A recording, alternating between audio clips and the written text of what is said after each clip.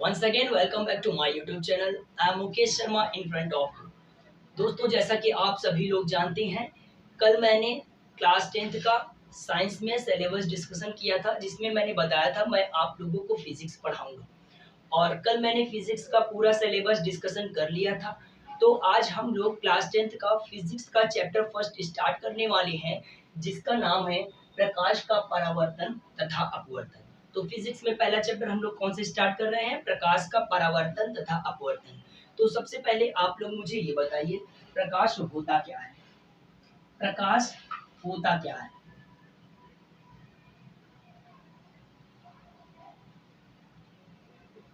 प्रकाश किसे कहते हैं?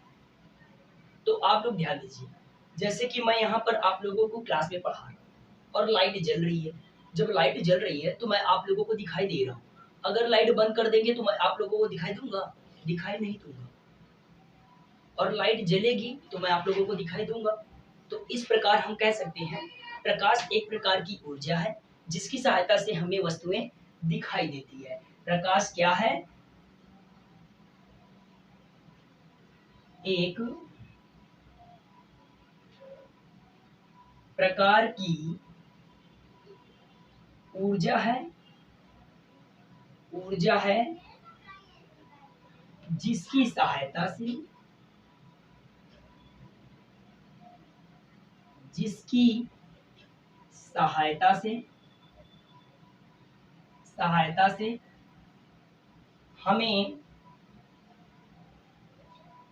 हमें वस्तुएं दिखाई देती है।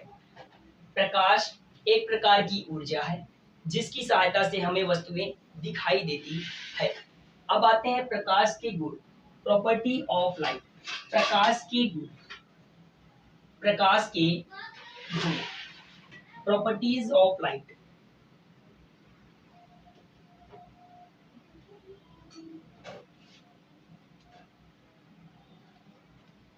प्रकाश के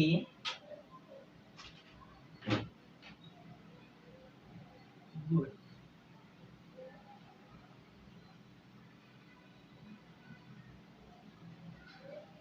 प्रकाश के गुण, तो सबसे फर्स्ट पॉइंट आता है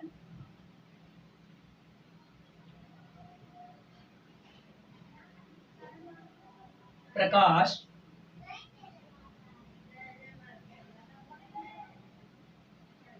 सीधी रेखा में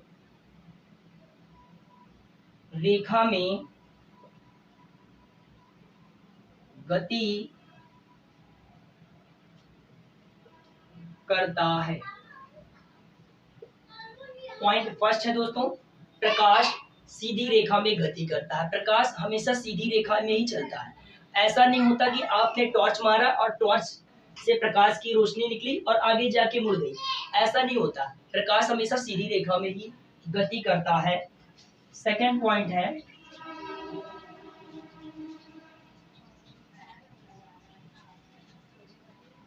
निर्वात में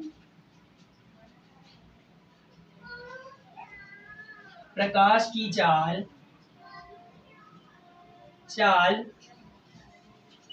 3 × 10⁸ मीटर पर सेकेंड होती है।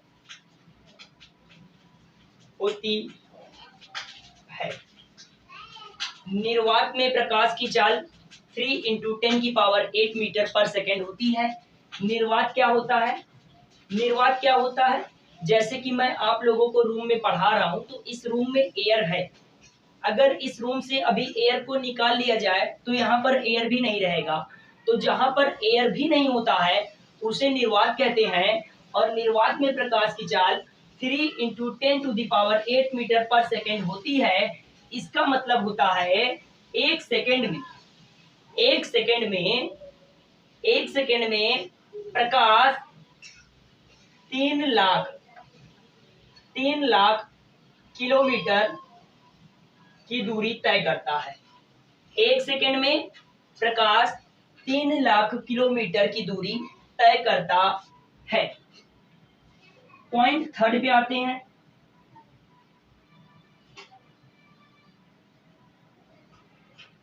प्रकाश अपारदर्शी माध्यम से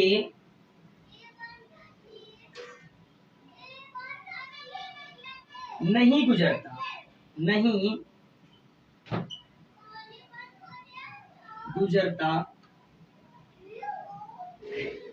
प्रकाश अपारदर्शी माध्यम से नहीं गुजर पाता है। अपारदर्शी माध्यम क्या होता है?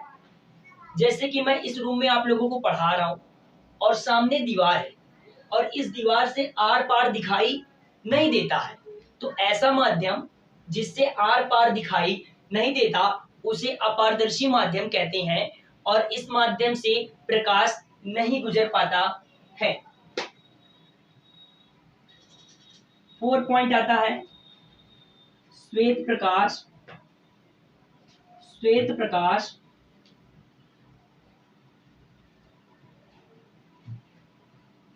श्वेत प्रकाश 7 रंग का होता है।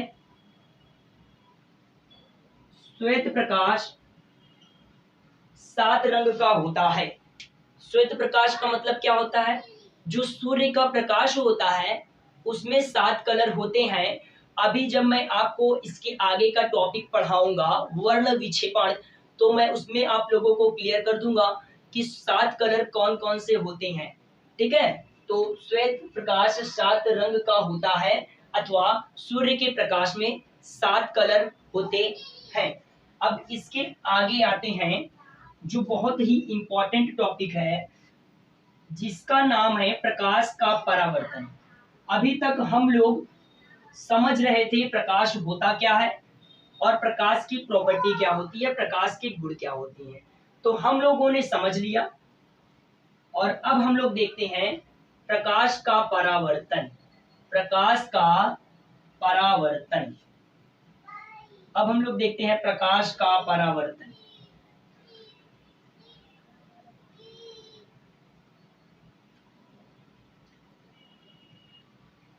प्रकाश का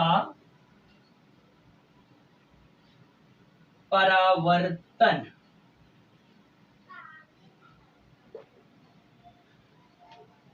प्रकाश हम लोगों ने समझ लिया। ठीक है, अब इसका हम लोग परावर्तन पढ़ रहे हैं। परावर्तन का मतलब क्या होता है? परावर्तन का मतलब होता है दोस्तों टकरा कर वापस लौटना। जिस प्रकार हम लोग किसी दीवार पर बॉल को मारते हैं तो बॉल लड़के वापस आ जाती है, ठीक उसी प्रकार जब कोई प्रकाश की किरण किसी चिकने या पॉलिशदार सतह से टकराती है तो वो उस सतह से लड़कर वापस लौट आती है। इसी घटना को प्रकाश का परावर्तन कहते हैं। प्रकाश का परावर्तन कहते हैं। तो हम लिखेंगे जब कोई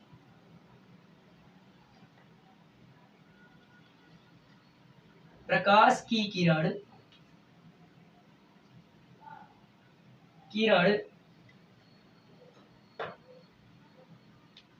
किसी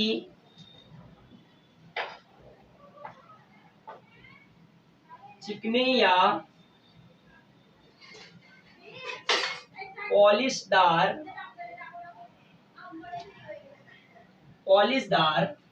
सतह से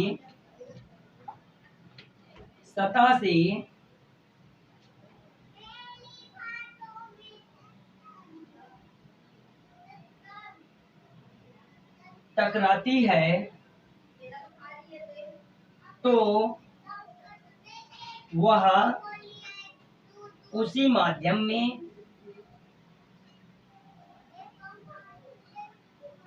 में वापस लौट जाती है।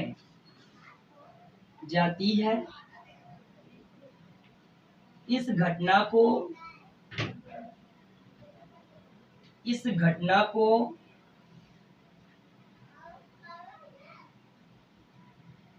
प्रकाश का परावर्तन कहते हैं।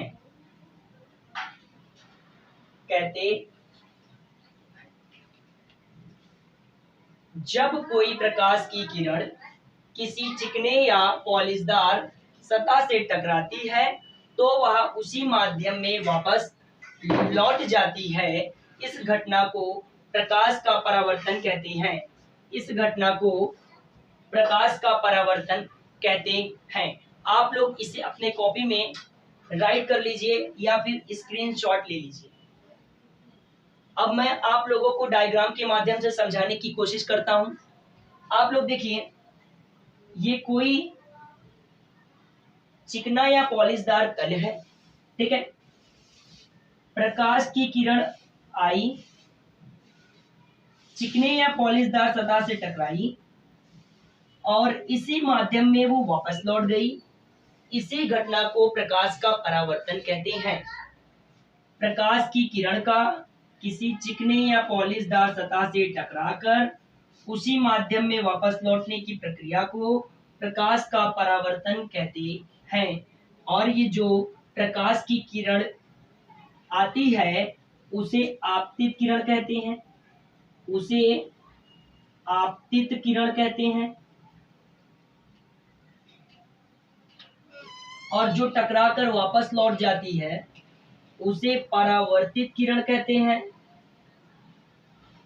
उसे परावर्तित किरण कहते हैं। जिस बिंदु पर टकराती है उसे आपतन बिंदु कहते हैं। और यहां पर अभिलंब होता है। ये आपका अभिलंब होता है जिसे n से हम लोग लिखते हैं क्योंकि इंग्लिश में इसे नॉर्मल कहा जाता है। और ये आपका होता है आपतन कोण जिसे I से रिप्रेजेंट करते हैं। और ये आपका होता है R जिसे परावर्तन कोण कहते हैं। हम लोग इसे R से रिप्रेजेंट करते हैं। तो आप लोग समझिए डायग्राम के माध्यम से, ये एक माध्यम है जिसके पीछे पॉलिश किया गया है। ऊपर का तल चिकना या पॉलिशदार है अथवा चमकदार है। तो प्रकाश की किरण आती है, चिकने या पॉलिशदार सतह से टकराती है और उसी माध्यम में वापस लौट जाती है। इस घटना को ही हम लोग प्रकाश का परावर्तन कहते हैं, ठीक है। और ये जो आने वाली किरण होती है इसे आपतित किरण, और जो टकराकर वापस लौट जाती है इसे परावर्तित किरण, और जिस बिंदु पर टकराती है उसे आपतन बिंदु कहते हैं। उसे आपतन बिंदु कहते हैं। और ये आपका अभिलंब होता है। ये आपका अभिलंब होता है और ये जो कोण होता है उसे आपतन कोण कहते हैं जिसे हम लोग I से रिप्रेजेंट करते हैं। और ये आपका परावर्तन कोण होता है जिसे हम लोग R से रिप्रेजेंट करते हैं। आई होप आप लोगों को light and reflection of light समझ में आ गया होगा। आप लोग इसका डायग्राम बना लीजिए। डिफिनेशन और डायग्राम आप लोग इसका अपने कॉपी में अथवा नोट्स में राइट कर लीजिए। दोस्तों, प्रकाश के परावर्तन के दो नियम होते हैं। कौन कौन से नियम होते हैं, आइए मैं आप लोगों को क्लियर करता हूं। प्रकाश के परावर्तन के दो नियम होते हैं जिसमें से पहला नियम है आपतित किरण, परावर्तित किरण तथा आपतन बिंदु पर खींचा गया अभिलंब तीनों एक ही तल में होते हैं। दूसरा क्या है, आपतन कोण I तथा परावर्तन कोण R सदैव बराबर होते हैं। मतलब एंगल I और एंगल R हमेशा बराबर होते हैं। ये दो नियम होते हैं प्रकाश के परावर्तन के। आइए हम इसे डायग्राम के माध्यम से समझने की कोशिश करते हैं और मैं पूरी कोशिश करूंगा कि आप लोगों को प्रकाश का परावर्तन तथा इसके नियम एकदम अच्छे से समझ में आए होंगे। तो आइए डायग्राम के माध्यम से समझते हैं।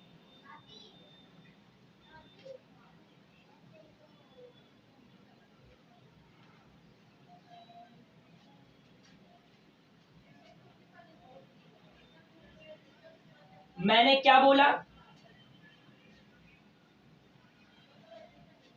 आपतित किरण, परावर्तित किरण तथा आपतन बिंदु। आपतित किरण, परावर्तित किरण तथा आपतन बिंदु पर खींचा गया अभिलंब तीनों एक ही तल में होते हैं। तीनों एक ही तल में होते हैं। यह आपका फर्स्ट नियम था। फिर से देखिए, फर्स्ट नियम क्या था प्रकाश के परावर्तन का? आपतित किरण, परावर्तित किरण तथा आपतन बिंदु पर खींचा गया अभिलंब तीनों एक ही तल में होते हैं। और दूसरा नियम क्या था? एंगल आई और एंगल आर दोनों क्या होते हैं? बराबर होते हैं। ये दूसरा नियम था। एंगल आई मतलब आपतन कोण और परावर्तन कोण दोनों क्या होते हैं? हमेशा बराबर होते हैं। ये जो दो कोण हैं ये हमेशा क्या होते हैं? बराबर होते हैं प्रकाश के परावर्तन के घटना में। तो आप लोग उसे डिफिनेशन को राइट कीजिएगा अपने नोट्स में और नीचे इस डायग्राम को बना लीजिएगा। आई होप आप लोगों को प्रकाश का परावर्तन तथा उसके नियम दोनों बहुत अच्छे तरीके से समझ में आए होंगे। अब कल हम इसके आगे का लेक्चर 2 स्टार्ट करेंगे। तो मिलते हैं कल नेक्स्ट वीडियो में।